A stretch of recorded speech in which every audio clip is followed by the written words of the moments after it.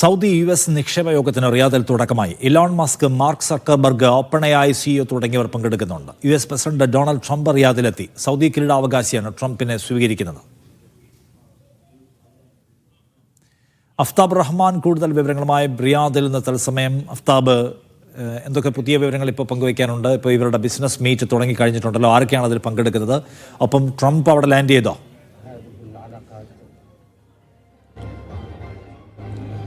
Nishad, US president Donald Trump റിയാദിൽ ഇപ്പോൾ ഇറങ്ങിയിരിക്കുന്നു. അല്പസമയത്തിനകം സൗദി കിരീടാവകാശി അദ്ദേഹത്തെ നേരിട്ടെത്തി സ്വീകരിക്കും. വിമാനം ഇപ്പോൾ ലാൻഡ് ചെയ്തിട്ടുണ്ട്.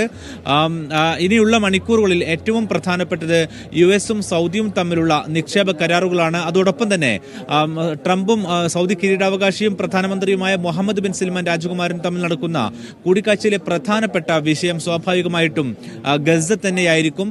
കാരണം ട്രംപിനെ സംബന്ധിച്ചിടത്തോളം അദ്ദേഹത്തിന്റെ ഏറ്റവും പ്രധാനപ്പെട്ട ആഗ്രഹങ്ങളിൽ ഒന്ന് ഇനി അവശേഷിക്കുന്നത് സൗദി അറേബ്യയും ഇസ്രയേലും തമ്മിലുള്ള നയതന്ത്ര ബന്ധമാണ്. അതില്ലാതെ ഈ മേഖലയിലെ ഏറ്റവും വലിയ രാജ്യമായ സൗദി അറേബ്യയുമായി നയതന്ത്ര ബന്ധം സ്ഥാപിക്കാതെ ഇസ്രയേലിനും അതിന് സമീപത്തുള്ള രാജ്യങ്ങൾക്കൊന്നും തന്നെ സ്വസ്ഥമായിട്ട് നിൽക്കാനാകില്ല എന്നുള്ള നിലപാടിലാണ് ട്രംപ്. അതുകൊണ്ട് തന്നെ സൗദി അറേബ്യയുമായി നയതന്ത്ര ബന്ധത്തിലേക്ക് ഇസ്രയേലിനെ എത്തിക്കാനുള്ള സാഹചര്യം ഒരുക്കുകയാണ് ഈ ട്രംപിന്റെ ഈ യാത്രയുടെ പ്രധാനപ്പെട്ട ലക്ഷ്യങ്ങളിൽ ഒന്ന്.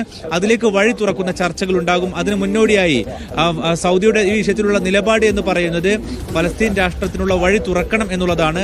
അതിലേക്ക് വഴി തെളിയിക്കുന്ന, അതിനുള്ള ചട്ടക്കൂട് തയ്യാറാക്കുന്നതായിരിക്കും ഇന്നത്തെയും നാളെയുമായി നടക്കുന്ന ചർച്ചകളിലെ പ്രധാനപ്പെട്ട കാര്യങ്ങൾ.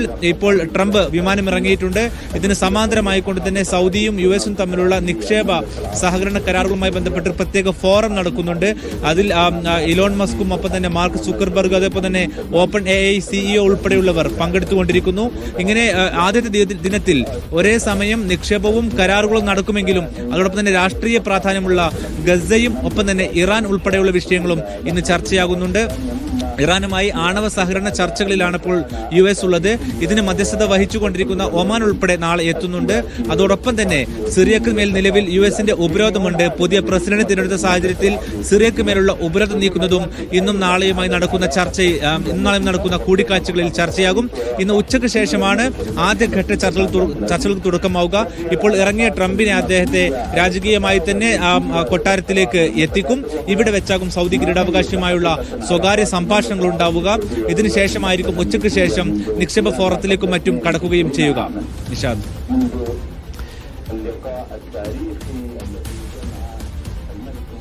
American president Donald Trump Saudi അറേബ്യയിൽ എത്തിയിരിക്കുന്നു. സൗദി അറേബ്യയിൽ അദ്ദേഹത്തിന്റെ വിസിറ്റിന് വലിയ പ്രാധാന്യമുണ്ട്.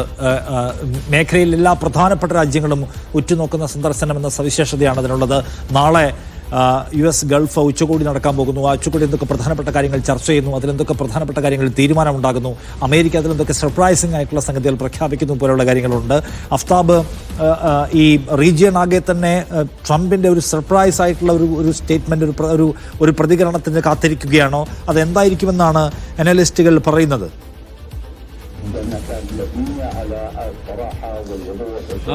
ട്രംപിന്റെ സന്ദർശനവുമായി ബന്ധപ്പെട്ട് തുടക്കം മുതൽ തന്നെ വലിയ തോതിലുള്ള ഊഹാപോഹങ്ങൾ ഉണ്ടായിരുന്നു. പ്രത്യേകിച്ച് US ഏകപക്ഷീയമായി ഇസ്രായേലിനെ മറികടന്നുകൊണ്ട് ഫലസ്തീനെ രാഷ്ട്രമായി പ്രഖ്യാപിച്ചേക്കാം എന്നുള്ള തരത്തിലുള്ള റിപ്പോർട്ടുകൾ ഉണ്ടായിരുന്നു. പക്ഷേ അത് തൊട്ട് പിന്നാലെ തന്നെ US-ലെ വിവിധ വക്താക്കളും ഒപ്പം തന്നെ ഇസ്രായേലിലെ വക്താക്കളും നിഷേധിക്കുകയും ചെയ്തു.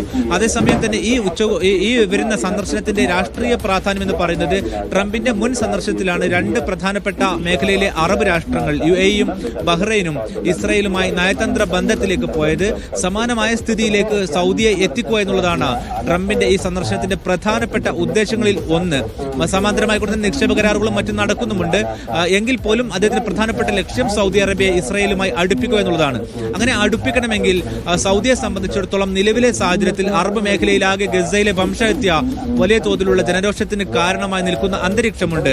അങ്ങനെയെങ്കിൽ സൗദി അറേബ്യ ഇപ്പോൾ പ്രഖ്യാപിച്ചിരിക്കുന്ന അവരുടെ നിലപാടിൽ പറയുന്നത് ഫലസ്തീൻ രാഷ്ട്രത്തിലേക്ക് വഴി തുറക്കാതെ ഇനി ഒരിക്കലും തന്നെ ഇസ്രായേലുമായി നയതന്ത്ര ബന്ധത്തിലേക്ക് പോകാനാകില്ല എന്ന് കടുപ്പിച്ച് സൗദി അറേബ്യ നിലപാടെടുത്തിട്ടുണ്ട്. അതുകൊണ്ട് തന്നെ ട്രംപിനെ സംബന്ധിച്ചിടത്തോളം ഇനി അതിലേക്കൊരു നീക്കുപോക്കോ അല്ലെങ്കിൽ വഴി തുറക്കുകയോ ചെയ്യാതെ ഇസ്രായേലുമായി സൗദി അറേബ്യക്ക് കൈ കൊടുക്കാനാകില്ല എന്നുള്ള ഒരു അന്തരീക്ഷം നിലനിൽക്കുന്നതിനാൽ ട്രംപ് അതിനുള്ള വഴിയാണ് ഇപ്പോൾ ശ്രമിച്ചുകൊണ്ടിരിക്കുന്നത്. പ്രത്യേകിച്ച് ഇന്നും നാളെയുമായി നടക്കുന്ന ചർച്ചകളിൽ ഫലസ്തീനു വേണ്ടിയുള്ള സമാധാന ശ്രമങ്ങൾ, സമാധാന ചർച്ചകൾ, അതിലേക്ക് വഴി തുറക്കുന്ന ഫലസ്തീൻ രാഷ്ട്രത്തിലേക്ക് രൂപീകരണത്തിലേക്ക് കാര്യങ്ങൾ എത്തിക്കുന്ന തരത്തിലുള്ള ചർച്ചകൾക്കാണ് ഇന്നും നാളെയുമായി വഴി തുറക്കുക. നാളെ നടക്കുന്ന ചർച്ചയിൽ ഗൾഫ് രാഷ്ട്രത്തലവന്മാർ പങ്കെടുക്കുന്നുണ്ട്, ഫലസ്തീൻ പ്രസിഡന്റ് പങ്കെടുക്കുന്നുണ്ട്. ഗസയിലെ ഹമാസിന്റെ ഭരണം അവസാനിപ്പിക്കാൻ തയ്യാറായാൽ ഫലസ്തീൻ രാഷ്ട്രത്തിലേക്കുള്ള വഴി തുറക്കാനുള്ള സാഹചര്യം ഒരുക്കാമെന്ന് ട്രംപ് നേരത്തെ അറിയിച്ചതാണ്. ഇതിന് അനുകൂലമായ പ്രതികരണം എന്നോളം നേരത്തെ തന്നെ ഹമാസ് ഒരു കാര്യം വ്യക്തമാക്കിയിട്ടുണ്ട്. അവർ അധികാരം ഒഴിയാൻ തയ്യാറാണ് എന്നുള്ളത് അറിയിക്കുകയും ചെയ്തിട്ടുണ്ട്. പക്ഷേ ഹമാസും അതിന് ഉപാധിയായി പറഞ്ഞിരിക്കുന്നത് അങ്ങനെ അധികാരം ഒഴിഞ്ഞു മാറണമെങ്കിൽ ഫലസ്തീൻ രാഷ്ട്രത്തിലേക്ക് വഴി തുറക്കണം എന്നുള്ളതാണ്. അങ്ങനെ ആ നിലക്കെല്ലാം തന്നെ ഫലസ്തീൻ രാഷ്ട്രം എന്നുള്ള ചർച്ച ലോകത്ത് തന്നെ ഏറ്റവും സജീവമായി നിൽക്കുന്ന ഒരു സന്ദർഭത്തിൽ കൂടിയാണ് ട്രംപിന്റെ സന്ദർശനം എന്നത് ശ്രദ്ധേയമാണ്. ഇതോടൊപ്പം തന്നെ ട്രംപിന്റെ ഈ സന്ദർശനത്തിന്റെ മറ്റൊരു സവിശേഷത എന്ന് പറയുന്നത് ഇസ്രായേലുമായി ഭിന്നത കഴിഞ്ഞ കുറെ ദിവസങ്ങളായി അദ്ദേഹത്തിനുണ്ട്. പ്രത്യേകിച്ച് ഗൾഫിലേക്ക് വരുന്നതിന് മുന്നോടിയായി, സൗദിയിലേക്ക് വരുന്നതിന് മുന്നോടിയായി വെടിനിർത്തലിലേക്കുള്ള ഒരു വഴി തുറക്കണമെന്നുള്ള ആഗ്രഹം ട്രംപിനുണ്ടായിരുന്നു. പക്ഷേ അത് വഴി തുറന്നില്ല എന്ന് മാത്രമല്ല, അനിശ്ചിതമായി നീണ്ടുപോകുന്ന ഒരു സാഹചര്യം നിലവിലുണ്ട്. കഴിഞ്ഞ ദിവസം ഹമാസ് ഗസയിൽ അവശേഷിക്കുന്ന ഏക US ബന്ദിയെ ഏദൻ അലക്സാണ്ടറിനെ കഴിഞ്ഞ ദിവസം വിട്ടയച്ചിട്ടുണ്ട്. ഇത് ഏതെങ്കിലും ചർച്ചയുടെ അടിസ്ഥാനത്തിൽ എന്ന് വെച്ചാൽ ഇസ്രായേലുമായുള്ള ചർച്ചയുടെ അടിസ്ഥാനത്തിലല്ല, പകരം US നേരിട്ട് ഹമാസ് ഖത്തറിൽ വെച്ച് നടത്തിയ ചർച്ചയുടെ അടിസ്ഥാനത്തിലാണ് ഇദ്ദേഹത്തെ മോചിപ്പിക്കാൻ തയ്യാറായത്. ഇതൊരു ഗുഡ് വിൽ ഗസ്റ്റർ എന്നുള്ള നിലക്കാണ് ഹമാസ് അതിനെ വിശേഷിപ്പിച്ചത്. അതായത് ട്രംപിന്റെ ഈ സന്ദർശനം വഴി ഫലസ്തീൻ രാഷ്ട്രത്തിന് അനുഗുണമാകുന്ന തരത്തിൽ ഏതെങ്കിലും നീക്കങ്ങൾ ഉണ്ടാവുക എന്നുള്ളതാണ് അതിലൂടെ ലക്ഷ്യം വെച്ചത്. അതിനെ ട്രംപ് സ്വാഗതം ചെയ്യുകയും ചെയ്തു. ആ നിലക്കെല്ലാം അനുകൂലമായൊരു സാഹചര്യം ഈ മേഖലയിൽ നിലവിൽ യുദ്ധത്തിലേർപ്പെട്ട കക്ഷികളും ഒപ്പം തന്നെ പ്രതിരോധിച്ച് നിൽക്കുന്ന കക്ഷികളും എല്ലാം തന്നെ ഇതിൽ അനുകൂലമായിട്ടുള്ള ഒരു നിലപാട് സ്വീകരിച്ചിട്ടുണ്ട്. ഇനിയുള്ള മണിക്കൂറുകളിൽ നമുക്കറിയേണ്ടത് അതിൽ ഗൾഫ് രാഷ്ട്രങ്ങളുടെ നിലപാട് എന്തായിരിക്കും എന്നുള്ളതാണ്. കാരണം ഈ നിലപാട് ഈ മേഖലയിലെ സമാധാനവുമായി ബന്ധപ്പെട്ടും ഫലസ്തീൻ രാഷ്ട്രവുമായി ബന്ധപ്പെട്ടും നിർണായകമാണ്. ഗൾഫ് രാഷ്ട്രങ്ങളെ അവഗണിച്ചുകൊണ്ട് ട്രംപിന് മുന്നോട്ട് പോകാൻ കഴിയില്ല. കാരണം നേരത്തെ ഗസയിൽ നിന്നും അവിടെയുള്ള ജനങ്ങളെ കുടിയൊഴിപ്പിക്കുക എന്നുള്ള തീരുമാനം പ്രഖ്യാപിച്ചപ്പോൾ തന്നെ അറബ് രാഷ്ട്രങ്ങളിൽ നേരിട്ട് തന്നെ ഇതിനെതിരെ പ്രതിഷേധം അറിയിക്കുകയും ആ തീരുമാനത്തിൽ നിന്ന് ട്രംപ് പിന്നോട്ട് പോകുന്നതാണ് ഇപ്പോൾ കണ്ടത്. കഴിഞ്ഞ ദിവസം ഹമാസ് വിട്ടയച്ച ബന്ദിയുടെ കാര്യത്തെയും ട്രംപ് സ്വാഗതം ചെയ്യുന്നത് കണ്ടു. മാത്രമല്ല, തൊട്ടു പിന്നാലെ ഇറാനുമായി ചർച്ചകൾ നടക്കുന്നു. ഇതോടൊപ്പം ഗസ യുദ്ധത്തിൽ നേരിട്ട് പങ്കാളിയായിരുന്ന ഹൂത്തികൾ, അവരുമായി വെടിനിർത്തലിലേക്ക് ട്രംപ് ഏകപക്ഷീയമായി എത്തുന്നു. ഇതിന് നേരത്തെ ഇസ്രായേലുമായി അദ്ദേഹം ചർച്ചക്കോ കൂടിക്കാഴ്ചക്കോ അദ്ദേഹം തയ്യാറാവുകയോ അല്ലെങ്കിൽ സഖ്യകക്ഷി എന്നുള്ള നിലക്ക് അവരോട് ഈ വിഷയം ചർച്ച ചെയ്യുകയോ ചെയ്യാതെ ഏകപക്ഷീയമായാണ് ഈ തീരുമാനം പ്രഖ്യാപിച്ചത്. ഇതിനെ പലരും വിലയിരുത്തുന്നത് ട്രംപ് US-ന്റെ നയം എന്നുള്ള നിലക്ക് ഇസ്രായേലുമായി അവർ സഹകരിക്കാത്ത സാഹചര്യത്തിൽ ഏകപക്ഷീയമായി മുന്നോട്ട് പോകും എന്നുള്ളത് തന്നെയാണ് അതിൽ നിന്നും വ്യക്തമാക്കുന്നത്. എങ്കിൽ പോലും ഏകോദര സോദരർ എന്നുള്ളത് പോലെ തന്നെയാണ് ഇസ്രായേലും US-ഉം. അവരോട് ചർച്ച ചെയ്യാതെയോ പശ്ചിമേഷ്യയിൽ അവരെ കൂടാതെയോ ഒരിക്കലും US-ന് മുന്നോട്ട് പോകാൻ സാധിക്കില്ല. സ്വാഭാവികമായിട്ടും ഇന്ന് നടക്കുന്ന ഗൾഫ് രാഷ്ട്രങ്ങളുമായി നടക്കുന്ന ചർച്ചയിൽ ഉരുത്തിരിഞ്ഞു വരുന്ന ഒരു ഫ്രെയിംവർക്ക്, ഒരു ചട്ടക്കൂട് ഇസ്രായേലിന് മുന്നിൽ ട്രംപ് അവതരിപ്പിക്കുകയും ആ സമ്മർദ്ദത്തിലേക്ക് എത്തിക്കുകയും ചെയ്യും.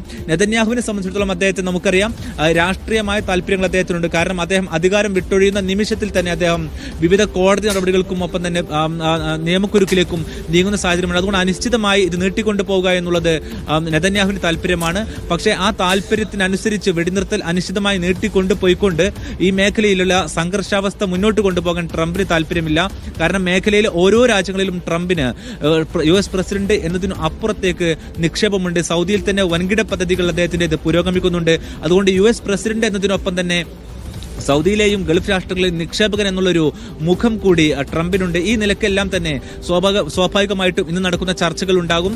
ഇന്നിപ്പോൾ ചർച്ചയിൽ പങ്കെടുക്കുന്നതിനായി US-ലെ വൻകിട കമ്പനികൾ എത്തിയിട്ടുണ്ട്. പ്രത്യേകിച്ച് ട്രംപിന്റെ ഉറ്റ സുഹൃത്തു കൂടിയായ എലോൺ മസ്ക്, ഒപ്പം തന്നെ മാർക്ക് സുക്കർബർഗ്, ഒപ്പം തന്നെ OpenAI CEO-മാരടക്കം ഈ ചർച്ചയിൽ പങ്കാളികളാകുന്നു. ഇങ്ങനെ ഒരേ സമയം തന്നെ മേഖലയിൽ നിക്ഷേപത്തിന്റെയും മറ്റു സാഹചര്യം സൃഷ്ടിക്കുകയും മറുവശത്ത് സമാധാനത്തിന്റെ അന്തരീക്ഷം സൃഷ്ടിക്കുക എന്നുള്ളൊരു ലക്ഷ്യം കൂടി ഈ സന്ദർശനത്തിലുണ്ട്. ഇത് ഗൾഫ് രാഷ്ട്രങ്ങളുടെ കൂടി താല്പര്യമാണ്. കാരണം US-ലെയും ഇസ്രായേലിലെയും മാധ്യമങ്ങൾ ട്രംപിന്റെ ഈ സന്ദർശനത്തെ വിശേഷിപ്പിക്കുന്നത് പോലും യൂറോപ്പിനേക്കാൾ ഗൾഫിന് പ്രാധാന്യം ട്രംപ് നൽകുന്നു എന്നുള്ളതാണ്.